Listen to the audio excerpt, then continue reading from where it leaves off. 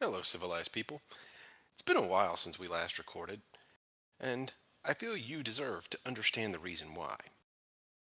You see, beyond just scheduling and normal difficulties, this past Christmas, I was defeated in battle by a fruitcake.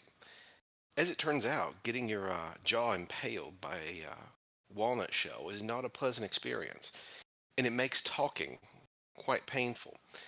And while I recovered, talking was still quite uncomfortable for a while. And I won't pretend that's the only reason we've been gone, but that took out a good couple months. So I would like to apologize for our absence. But anyway, I'm not going to bother with a big opening today. So let's just get into it. So Colt, how you doing? The weight of the world is on my shoulders. I know that feeling, man. Ah, Lord, it's been a while since we recorded, and there's been a lot that happened. So today we're basically just going to be talking about a lot of minor events that don't really warrant a full video, at least not currently. And yeah, so I know there was one specific topic you wanted to start with, Colton. So how about that time JD Vance killed the Pope? Hmm.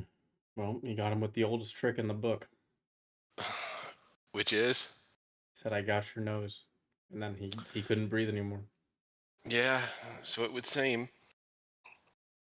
In reality, though, my condolences to all practicing Catholics. Indeed. I know that he was Pope Francis was fairly contentious amongst Catholics. I knew a lot of Catholics that loved him, a lot of Catholics that hated him. They thought he delved too much into politics instead of went to global politics instead of sticking within, you know, administering the faith, if you will. But I know he was well loved by many, and he was the first pope from the New World. So, props to him on that. That is quite candidly one hell of an accolade. But the Pope's passing was not the only thing that ended today, Colton. Klaus Schwab resigned as the director of the WEF. I can only Thoughts? imagine what sort of horrid monster crawls up from the depths of that NGO. Yeah. Whoever it is, they're not going to be better. It's an organization that literally just exists because because they say they should, and they give themselves credibility somehow as opposed to actually doing anything of great merit. You have a lot of organizations like that, and I know that the U.S. hasn't pulled out of the WEF, but I believe we've ceased funding for them to the extent that we were previously. So I know they're having some financial woes, but I don't see much really changing with the WEF. It's the Hydra will regrow its head, if you will. Mm-hmm. But all right, this is an old story, but it's one that still bothers me because I think it's sort of mishandled. The instance where a fellow named Luigi Mangione killed a United Healthcare, killed the CEO of United Healthcare. And Colton, you brought up earlier that they were pushing for the death penalty, Mm-hmm. and that appears to be the case because New York, the state of New York, has escalated those charges to terrorism charges. So that one's not really party specific. We'd originally thought it was party specific, but it does not appear to be. It Well, appears it to be is something party domestic. specific. If it's New York, yeah, I mean, it's the party of billionaires. yes, that is true. There is a reason why all the well, the vast majority of very wealthy and very influential people still living in New York are decidedly, on the side of the Democrats and more or less I influencing don't think it elections. has anything to do with that. I think it's a member of being the donor But class or not. it is. It is a matter of being the donor class. But within New York, it would be Democrats largely. Uh, that's something you'll see really anywhere for either party. Uh, there are people with that vested interest that are really wanting to slap down this kind of risk. But what are your thoughts on the terrorism charges, of upping murder to terrorism? I think it's just revenge from the wealthy. The donor from the Yeah, donor class. that's all it is. It's just revenge. To an extent, I think you're right. I don't think it should be a terrorism charge. However, I can understand a justification if it is politically motivated, as it would be more like an assassination than a an assassination meant to send a message rather than, I don't know, a crime of passion, if you will. But I do think this case is being, just from what I see and what is being talked about, I do think that there is an angle in this that people are just not discussing that really should be investigated. And that is that I am not personally convinced that Luigi was not hired by someone. With the reason being is that United Healthcare was under investigation at the time for fraud, and the organization stood to lose a lot of money. And so I can see, two angles in this. First off, I don't know his relationship with his wife, but, if your husband is, you know, engaged in something nefarious, you're aware of it, and you stand to lose a lot of money from it. If, if he's gone, they're probably not pressing charges against the widow to recover anything. And the other would be if you had people within that organization that thought he would reveal information during that investigation. And so they wanted that potential leak shut permanently. I'm not going to say that I fully believe those, but I think those are both cases that warrant some investigation because there is a lot of money involved in this, a lot of money. And when that kind of money is involved, you know, life and death can be rather meaningless to those involved. I think that's a fair statement of that class, wouldn't you?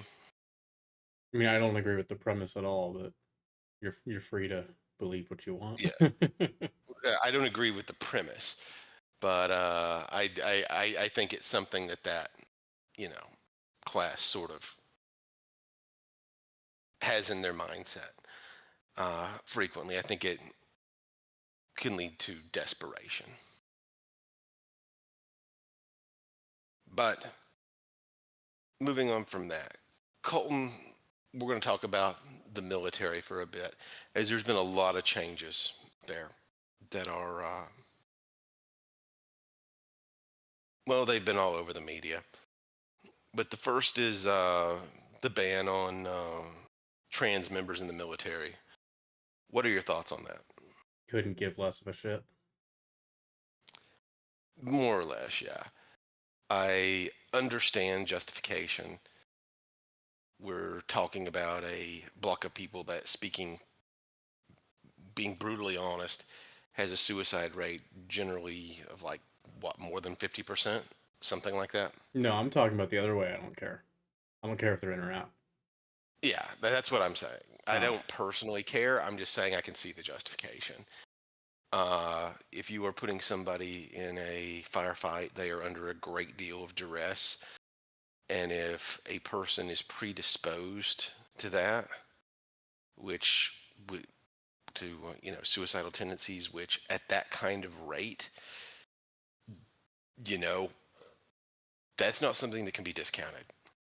So I get why. I get why for military preparedness and for consistency and, attempting to achieve uniform high quality performance. That might be something where that is, frowned upon. I don't really understand why that became a so much of a political issue in this regard given those numbers. But it has, because everything has to be a political issue, Colton. Nobody can ever just, look at the situation pragmatically anymore. It's got to be hearts not minds, I guess. You know? It's all so tiresome. Like, I just don't understand. Most infantry, I guess, is not mixed gender, right? That is But correct. there's no harm in letting those people run logistics or, bomb people with drones. You know what I mean? So, Uh, in my I, I, head, like for ground unit morale, totally 100%. I think the rest of it is just culture war BS. I, I get it not with the drones either. Letting somebody that is potentially unstable operate an armed drone could be a bad choice. I mean, I'm going to use this as a segue to the next topic. 4chan did it before. You know what? We need to diverge from this and go to 4chan. Yeah, So people of questionable mental ethics and morality, drone striking people. It's been done before. I think it's you could weaponize it. ah 4chan, 4chan. Please, Colton, tell the story of what has happened to 4chan. It's really not impressive. It's literally It's just not. it's some highly obsessed people. I'm gonna forgo using the A term. Highly obsessed people over if the leaks are to be believed. People Basic with a case of the tism.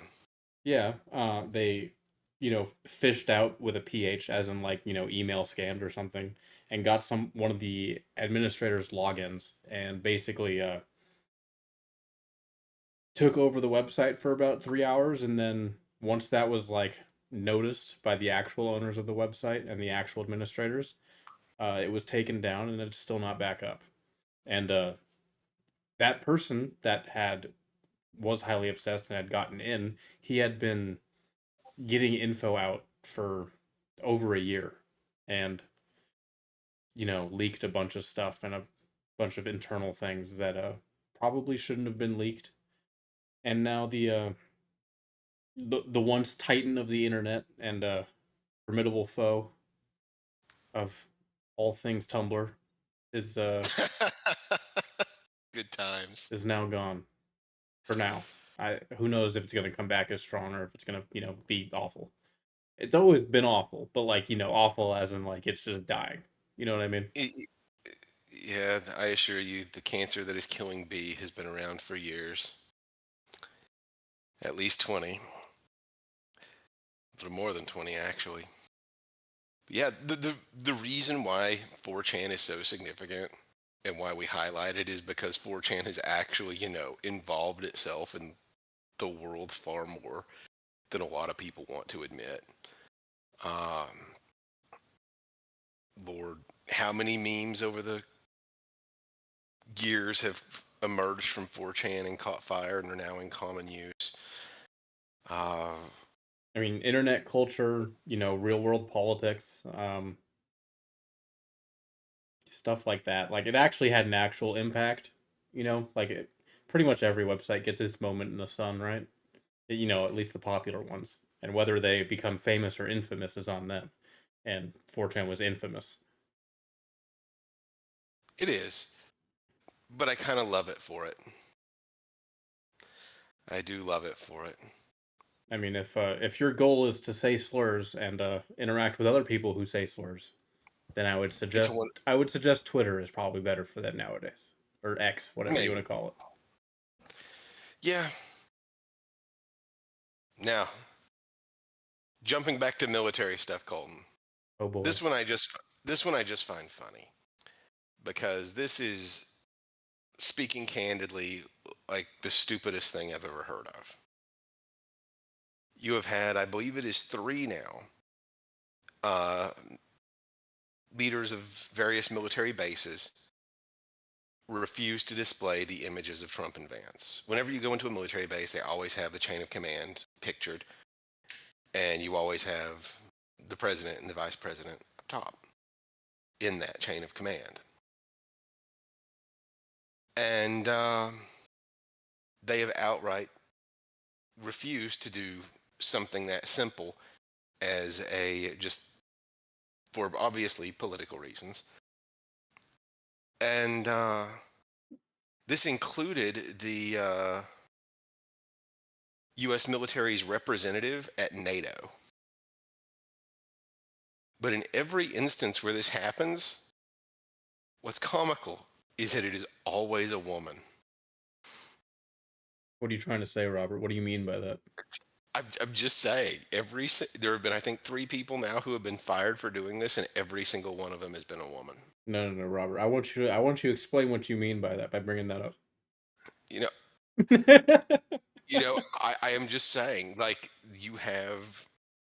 It seems that you have a. Actually, I believe that two of them were actually lesbians. Like, it's like you are having these high-ranking women within the military take political stances, and it's not really a good look. You heard it here And first, folks. I have yeah, questioned Robert. He dodged the question. He would not explain what he meant by that by bringing up their gender and sexuality. I'm an well, unbiased source. yeah. I, I'm just saying, in all of these instances, it is women, and it seems odd because you don't have that many women in that position. So it is only happening amongst the minority of officers. Now, there's another thing that's come up that will likely impact women in the military as well. That being, you know how whenever you enter the military, there are certain physical standards. Mm-hmm. Those are going. Those are to be basically. They once had, a standard for men and a standard for women. All of those standards are now going to be equalized at the level that was set for men over the course of so many years, as I understand it. So I think that's going to impact women's ability to operate in certain roles within the military, certainly just because of biological differences. But out of curiosity, do you think that's overall a good thing or a bad thing? Yeah, it's fine. I mean, I feel like if there should be two tiers to it, like if you're, like I said earlier, if you're going infantry or infantry combat related, deployment related, right?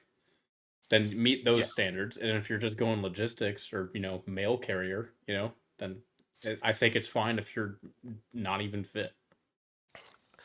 I mean, I get that. I believe that if you are a officer commanding infantry at any level, you should meet the standards, the highest, well, the same standards as your subordinates Mm-hmm.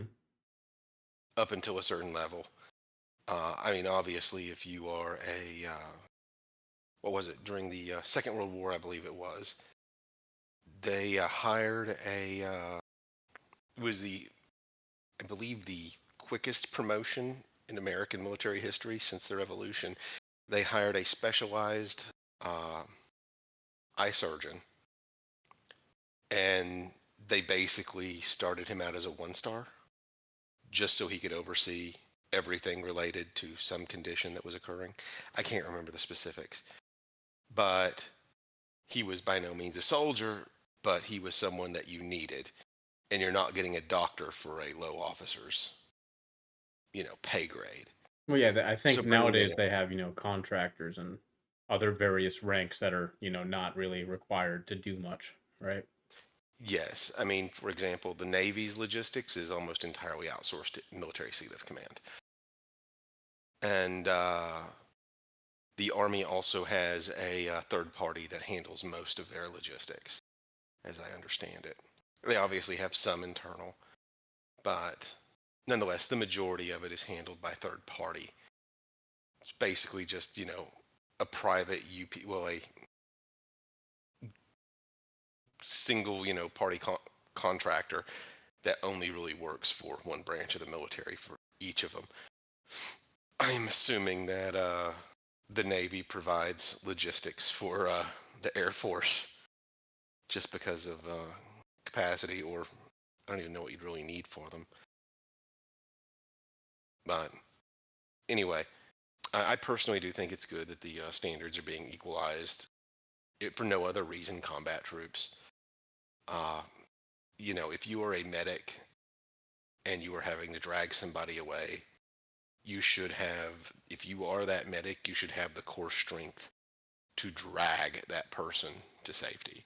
That should be just, something basic that makes sense. So I'm not even saying just combat roles, but like you said, deployment roles. That makes perfect sense. You would certainly want, you don't want to have people that can't always do the job. You need to have that set standard and more or less stick with it for anybody going into a war zone. So that's it, I believe, for U.S. military. Now it's the topic we were talking about earlier, Colton, China. Mm. And I agree with you. It's hard to say what's real and what's not when it comes from China. Uh, things that may or may not be real. The things that I can say there is that supposedly there have been 200 million layoffs in China since the tariff started. And there are actually talks about devaluing the yuan in order to better compete. Those are conjecture. We don't know if those are true, but it's things that I've read and it's things that I could see happening, as China has a history of devaluing their currency whenever it suits their needs and increasing the value. That's how China operates. And there have also been videos produced within Chinese media that were, designed to be staunchly anti-American, that were showing, essentially these factories where they had just stopped production, and it was focusing mostly upon the clothing and textiles industry. So I can see both of them being true, but I can't confirm it. Although if the 200 million layoffs is true, that's not insignificant. No, definitely. Uh, because, like, put simply, once the tariff started, a lot of American companies canceled orders from China. So they're sitting on a large quantity of goods, and basically they went to go dump them in Europe. The Europeans were like, hold on a minute, we're not doing this. And so they're sitting on, tons of goods that they don't really have a market for globally. And so if you don't have space to store goods, you don't have a market for goods, you stop producing them. So I think that could be a problem. If those layoff numbers are real, that's a major problem. I have no doubt there have been layoffs, but even I'm a little bit skeptical of the 200 million. But still, I do think that if that is the case, China will have to probably come to the negotiating table for tariffs. I think they will have to sort of bend and then do so in a way that they can present it as a win. As a win But for what? win for them. Okay, just making sure you cut out. Yeah. So the next stuff is that we've got to touch on in this is China now refusing to sell rare earth metals to the United States and potentially to any country that will make products from those materials that will then go to the United States. Which, given that everybody tries to sell into the United States, that would generally imply that they aren't getting the materials. So just one thing I want to touch real quick. Rare earth metals aren't actually rare. What's rare generally with them is the process to refine them. It's much more complicated than, just smelting copper or iron. And so there's a lot more work involved. And the reason why that's significant is that over the past 40 years or so, China has really dug itself into that industry. Essentially, for quite actually, probably even going back to the early 2010s, China was selling those materials at a net loss. They took all of the companies that mined and refined those materials, combined them into several state-owned companies, and set the prices for export so they could undercut everybody. That led to most rare earth refining in the West to shut down entirely. To my knowledge, I think there's only one producer of rare earth metals in the Western world, and they are in California. And they have put out statements saying that they intend to be able to meet the needs of the United States during this, and they are planning to expand. They're like, I think it's something like $200 billion they're investing in expanding their operations. But still, that's something that will take some time. But ultimately, the question becomes if this Chinese banning of exports sticks, this is essentially the backbone of their economy.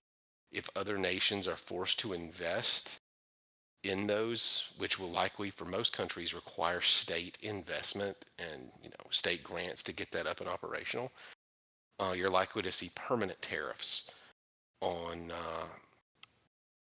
Chinese rare earth metals, just as a way to justify and recover the costs of their investment. So I don't know how significant that is right now, but depending on how long this lasts, I can see some long-term consequences for it, which can be good or bad because they are resources you do want to see produced domestically, if for no other reason than national security. You don't really want to be dependent on another nation to be able to produce even the most basic of, you know, tech. Any thoughts on the matter, Colt? No, I mean, viewers are not privy to this, but we had a pretty okay conversation earlier about how we kind of disagree on tariff stuff, and basically the best thing we can come up with at the moment is just let's just wait and see how it works out. Yeah, like Colton thinks that. Well, I'm going to dumb stuff down. You think that countries will be able to sort of wait out the tariffs? Not countries, Like American companies. American companies will be able to wait out the tariffs. That's fair. American companies will be able to wait out the tariffs, but foreign companies will not be able to do so and will likely bring companies to the United States.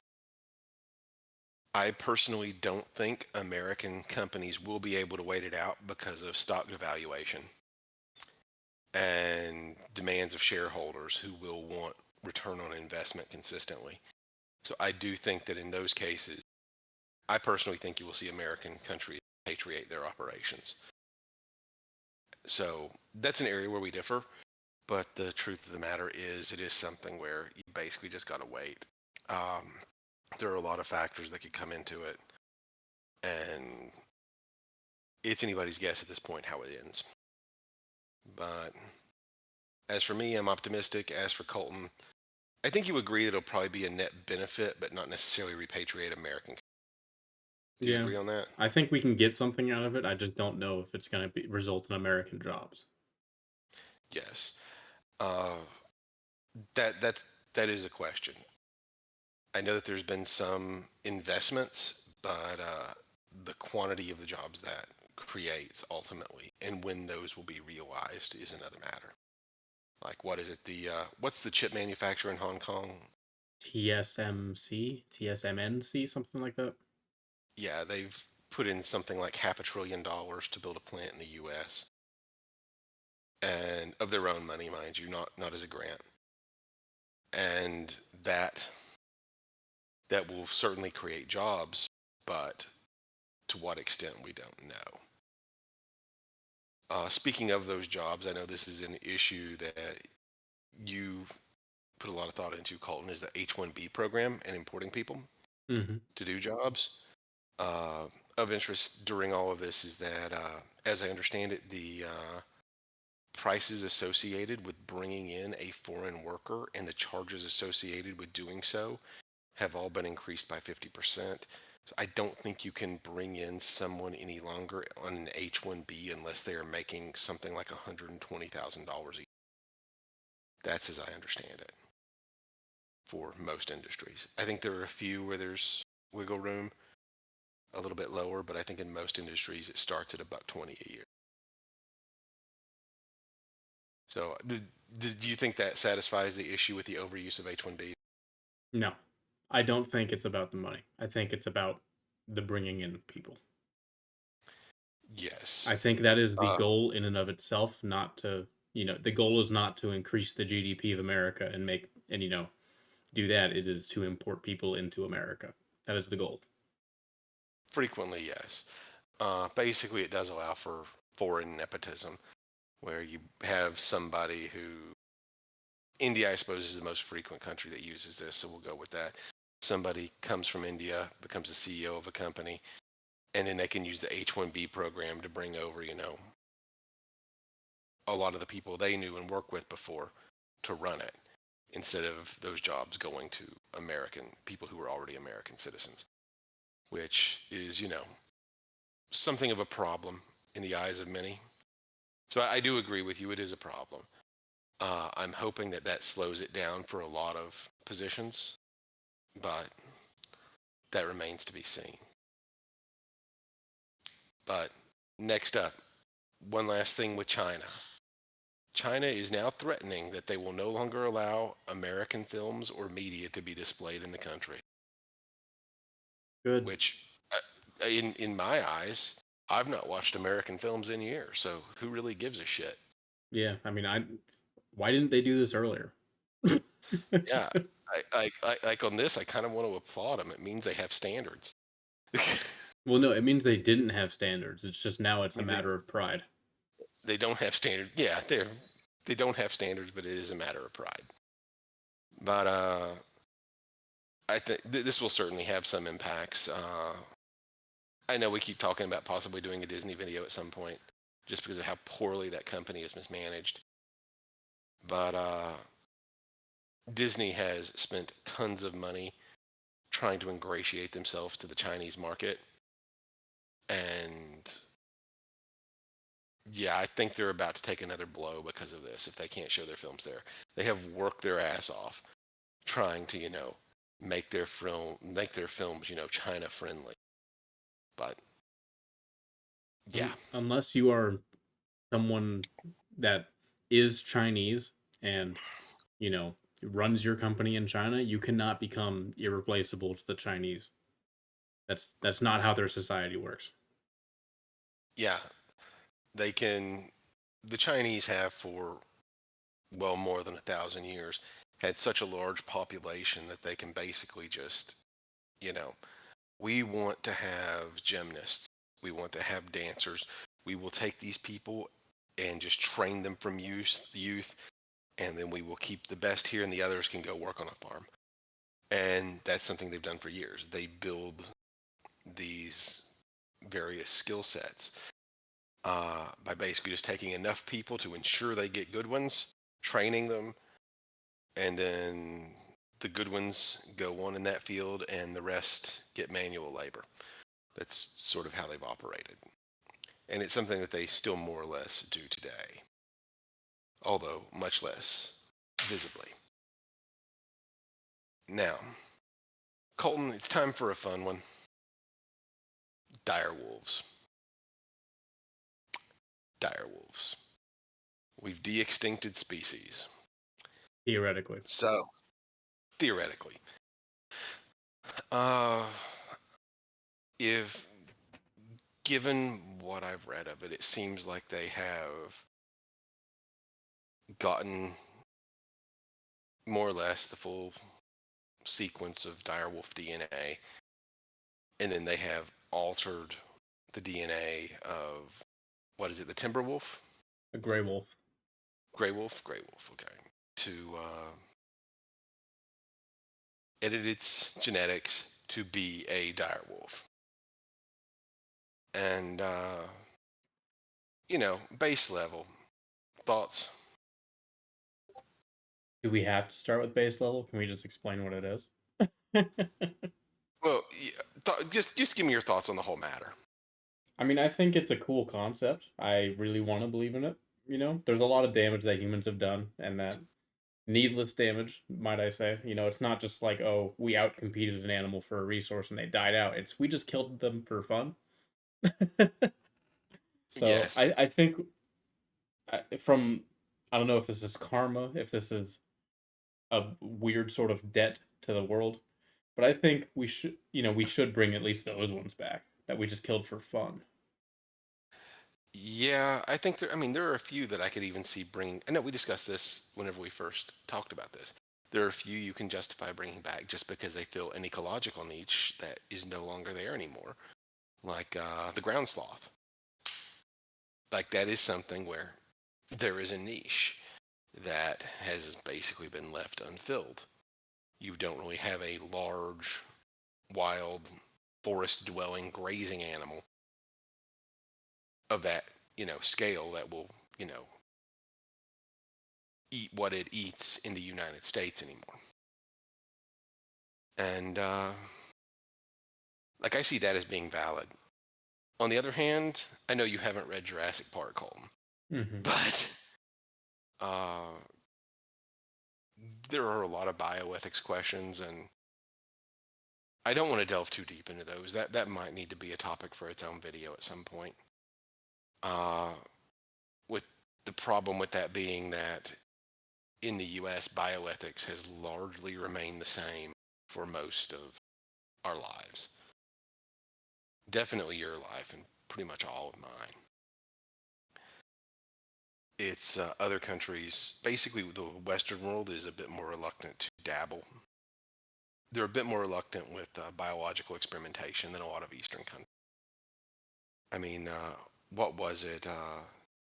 In the 2010s, you had somebody trying to basically operating on the grounds that you could turn on and turn off genes, operating with a chicken, which is one of the closest living relatives to a tyrannosaur of all things, theropods, essentially trying to turn on reptilian traits in a chicken. Basically, turn off the bird traits, turn on the reptilian traits. And there was never any like concrete evidence of whether they succeeded or not in anything. I'm inclined to think they didn't, though, as I understand it, the science is sound. But I believe they had to go to Thailand to do it. It's just like I'm not opposed to such experimentation when they're you know this could help us understand genetics better, things like that. But all in all, I view the dire wolves, provided they don't release them into the wild, as a an interesting matter. I guess they've said that they are able to clone the Tasmanian tiger, which is an animal that was basically hunted to extinction for no great reason. I do think those should be used. They're like one of the few animals in Australia that won't just kill you. And the other is a mammoth, which the mammoth, I have some biological questions, but there are, well, a lot of those are, fairly in depth that don't really warrant going into on a, conversation like this. But I know we both agreed that, you know, ground sloth probably should be brought back. I just think they're neat. Yeah. Who doesn't want a pet ground sloth? Big 9,000 pound woolly sloth. We should bring Yeah. back giant turtles too. I couldn't believe you wanted to bring back a frickin' megalodon. As a joke. Only one. Oh, only one? Yeah, as a Yeah. joke. A joke on who? Anybody unfortunate enough to work in the oceans. I think it's funny. You guys should have something to be scared about. The ocean's been solved. Uh, God only knows what's under the water. Exactly. No, but you know now. That's what I'm saying. Yeah, the only problem with a megalodon is that they were shore hunters. So once you're out in the deep water, you're fine. Well, then you They're could just big, have a little bit of fun in the beginning of the trip and the end of the trip. but yeah, that would be. Oh man. So, question in this: other than ground sloth, what's your next top thing to see brought back that's viable to be brought back? Mm, mammoths or saber-toothed tigers. I just think they're cool. Yeah, Both of them could just operate as like a, you know, advertisement species, to be honest. Like how the panda is for like the World, Wildlife Fund. Like, do we really need pandas? They don't really reproduce. They just eat bamboo. You know what I mean? But they're a good yeah, mascot. they are a good mascot. Yeah. So So yeah, I suppose that makes sense. I don't know. There are a lot of like prehistoric like panda native to the U.S. and so yeah, I could see that even though they're the size of raccoons and red. either that But or something anyway, that they can make money off of by making pets. I think that would be another good investment. yeah, direwolves. That's not a pet. All right, moving on. We have avoided talking about this topic, and at some point we might have to do the absolute disaster, which it was. But just a few points on Ukraine. As of the last time I could find reliable numbers, the average age of a soldier fighting on the Ukrainian front for the Ukrainians was 43 years old. That's not ideal Your, if en- true. your entire youth has been killed. Your entire youth is dead if that's the number. Or they're so desperate to not kill the youth that they drafted their parents. Yeah, maybe. I know they were pressured. The U.S. was pressuring them to lower their drafting age because they were setting it in like the early 20s. So this has been going on a while, and most of the people that were at risk of being drafted have either been drafted or fled. So to put it simply, that war is not going great for the Ukrainians. I don't think it was ever going to end any way other than foreign involvement or a Russian win. Just because these are not evenly matched countries. But the topics I want to go into on this is you've had Zelensky bounce back and forth in his negotiations with the U.S. He agrees to something, then he disagrees, and he agrees to something, and he disagrees.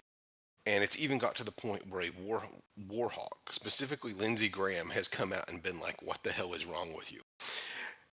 And given that that man wants to go to war for everything, everything, um,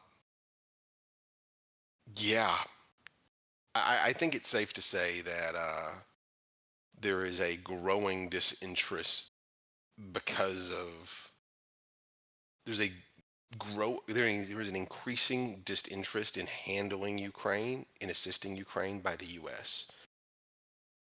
Uh, because it doesn't seem like they've been negotiating in good faith. What are your thoughts? Oh boy. Um, I agree with that general statement. Yeah, like I just don't know what he's trying to get at because it's not the Trump is not interested in giving unconditional support, right? But Yeah, he agreed to accepting loans from the European governments, right? So it's just kind of like why are you not playing ball with him? Obviously, he's completely honest. Trump's kind of an asshole. I get it, right? yeah. And I suppose Zelensky is hoping that he'll fall for some sort of peer pressure from the other governments that to continue doing what the U.S. has been doing. But Trump is obviously not interested. And yeah, The other matter where I think he is going to lose a lot of support is that Putin offered a 1-day ceasefire for Easter. And despite known logistical problems and healthcare issues on the front, Zelensky rejected it.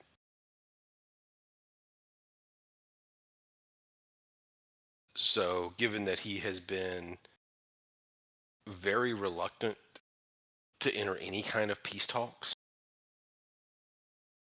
I'm not convinced the man actually wants the war to end. I mean, it's just going to throw this out there for people. Zelensky was not elected. He was put in place after a coup. A coup after an election, which I believe he actually came in third place out of three candidates. It was second or third, but I think he came in third. And his party is not terribly popular. He does have a history of essentially getting rid of his political opposition.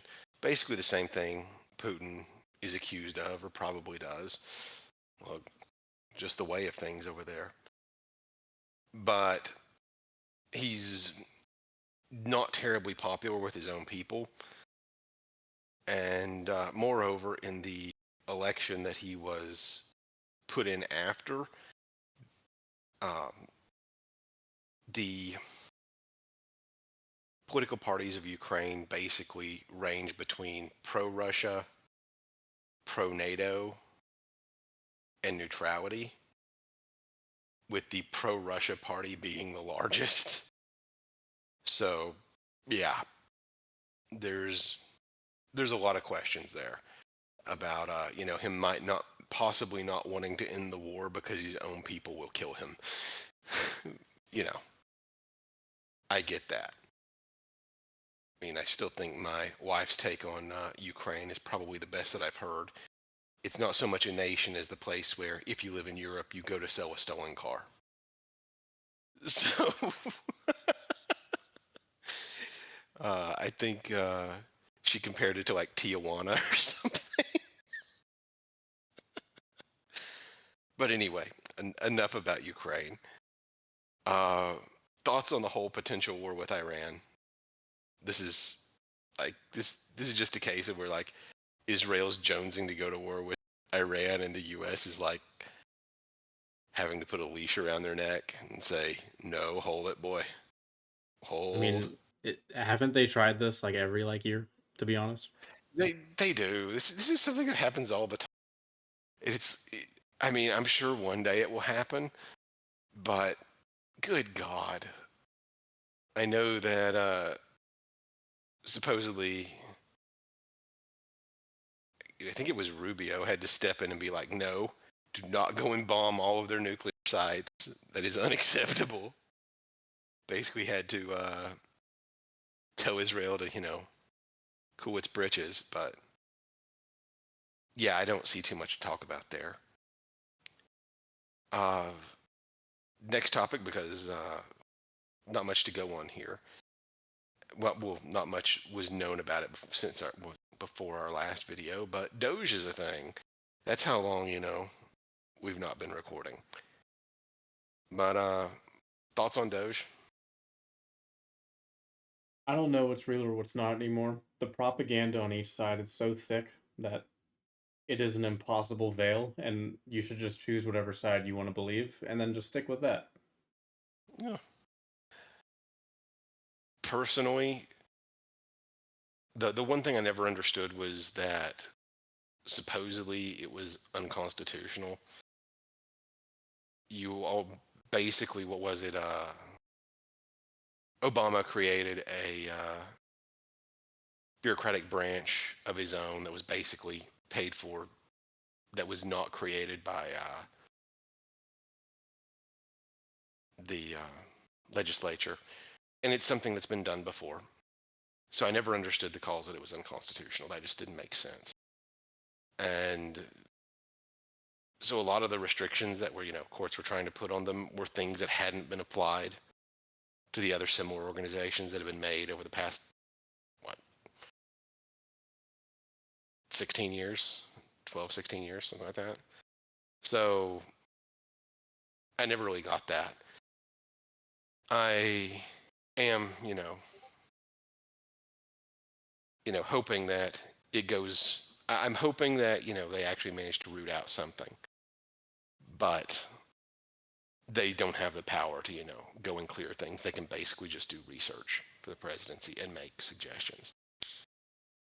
Next one that you actually have brought up numerous times was the Fort Knox gold check, Colton.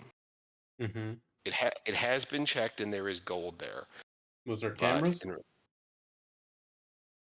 at that point, no. What is trying to be done is to have Doge go in and do an audit of the gold because there are questions about quantity. Okay, unless there's cameras Okay. on a national stream unedited, I don't give a shit. Yeah, they are wanting to live stream it. They're basically wanting to live stream it, which I'm assuming if you're weighing out that much gold, that's going to be a long process. But next up, again, going down from Doge is the dismantling of USA. Personally, I'm a huge fan of that. That has basically just been the money laundering operation of the American intelligence for years. How they get foreign nations to comply with, their operations. So I have no problem with USA being gutted. Uh, I've never really hidden my disdain for a lot of the intelligence agencies and their foreign operations. Any thoughts on that? Yeah, I'm about the same as you, so Uh, there is more to be said about USAID, but that would be for party-specific videos on where they stand now. Next up, the dismantling of the Department of Education, which has been something that the Republicans have promised since Baby Bush won his first term. I know you don't remember that, but that was actually something he ran on, dismantling the Department of Education. And instead of dismantling it, we got No Child Left Behind. Really, stuck to his guns. make it You worse. think that's basically yes. You think that's a good thing or a bad thing? It's yet to be seen. I haven't lived in a world without it, but I'd imagine if I went to a private school or if I was homeschooled, I would have liked it a lot more. Yeah. I personally, you don't see basically what was it up until about the 90s.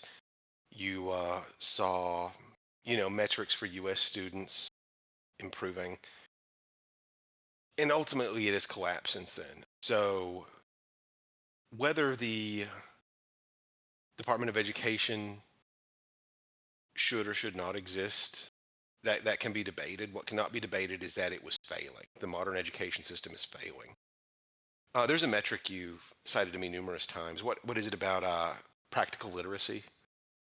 Oh, Some number on I mean, that? I don't know it offhand, but I mean, just a staggering number of adults in the U.S. are not practically literate. So, They can read, but they can't comprehend, and that's something that is a huge problem, and that stems from piss poor education. So hopefully, actually, one of the things that is funny that I've read regarding this is that of all the states that have managed to do the most to improve literacy, have seen the greatest leaps and the most success with their programs, which state do you think it would be? Just because it's the one you would never guess. Mississippi. Nailed it. Had you seen that before? Or? Well, no, if you said I'd never guessed it, I would have went, well, what? Where's the, just go through the stereotypes in my head, and there you go. Yes, Mississippi. Mississippi has actually has improved their own education system dramatically. And they also have one of the lowest budgets for it. But of note is that Mississippi actually tethers results to teachers maintaining their employment. So if a teacher is not doing a good job, they get sacked. So we don't have too many topics left. What are your thoughts on the district court judges overruling presidential powers? Ah, there's two sides inside of me. There's one side where obviously the federal executive should not have a lot of power, right? The federalist in me. And then there's the libertarian that knows that things are wrong and that is abandoned libertarian ideals to try to fix it. You get what I'm saying? Yeah, So I it's very conflicting because it's annoying if you support what the president is doing, but at the same time, I wouldn't want you know opposition to to have those powers. So you know, it's a double headed coin.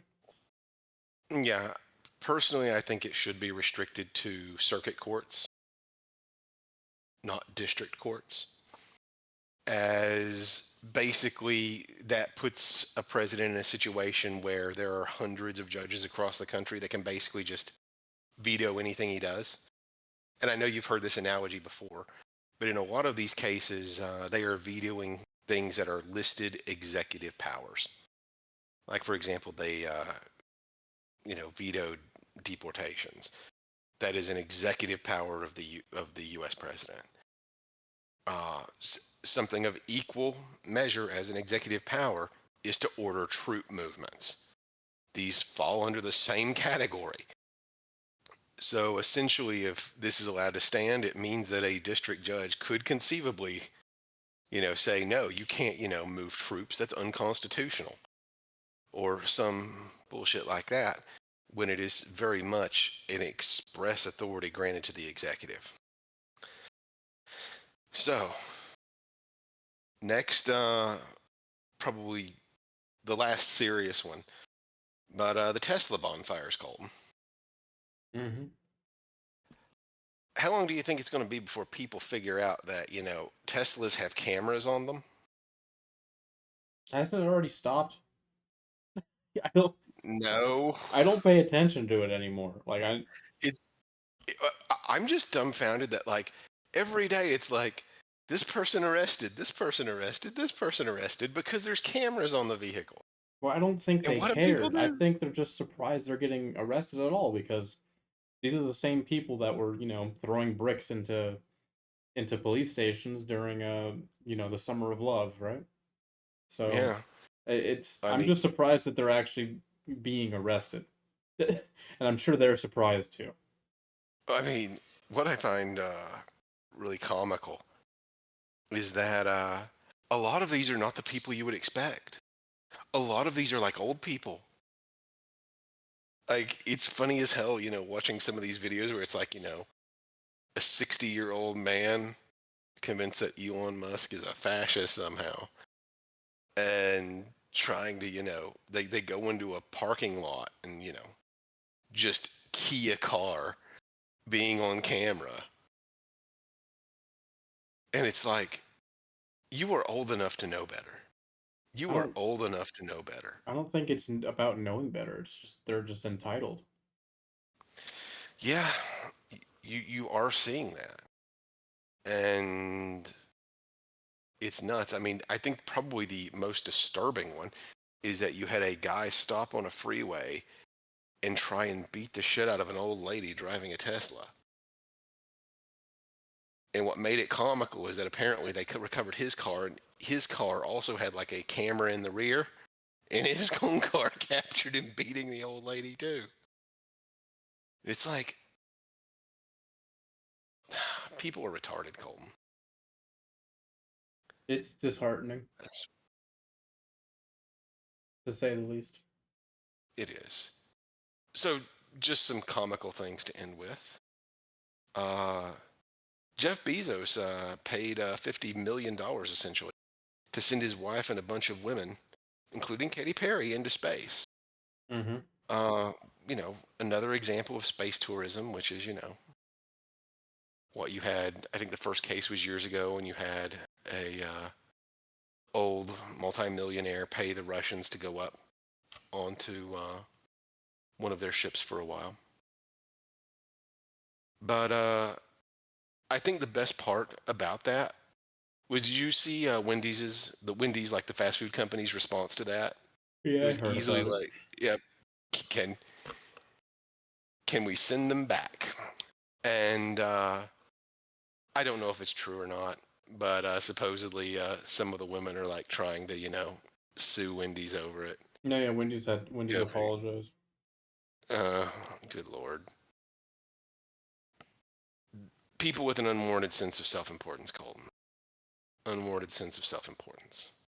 The only thing that I don't like about it is calling them crew because they didn't do anything. No, they were passengers. Yeah, that by all means, the first female all passenger orbit flight, go ahead, claim that title. But you know, I mean, to be fair, they didn't do anything that a monkey didn't do. What was its name? Anna or something? The I don't Russians know. sent a monkey into space and landed it safely. They literally did nothing different than that monkey did. So I'm not sure I would call, they're as much astronauts as that monkey. But that monkey did it first. So one of the two final ones, the Minecraft movie, as you know, has become sort of a meme. But I think it sort of proves a point. Hmm. Following the whole, basically during like the publicity for Snow White, I don't think anybody could escape the insanity surrounding that. The lead actress basically coming out and saying, hey, everybody on the cast and crew supports Palestine, and then you've got the other one of the second lead actress who is actually a member of the Israeli Defense Force, being like, wait, what the fuck? While simultaneously basically saying that conservatives are evil, all this kind of jazz, and being very, very public with it about deriding the source material. And ultimately, the reason I cite the Minecraft movie apparently made more money in its first day of release than Snow White, a remake of a classic film, the film that started Disney, really. Hasn't made as much money in 3 weeks as Minecraft made in the first day. So apparently, Notch is now, more significant culturally than Walt Disney. I'm not quite sure how to take that. Ugh. Any thoughts on that strange? It makes me not want to think. How about that? Is that a thought? Yeah, that's fair. All right.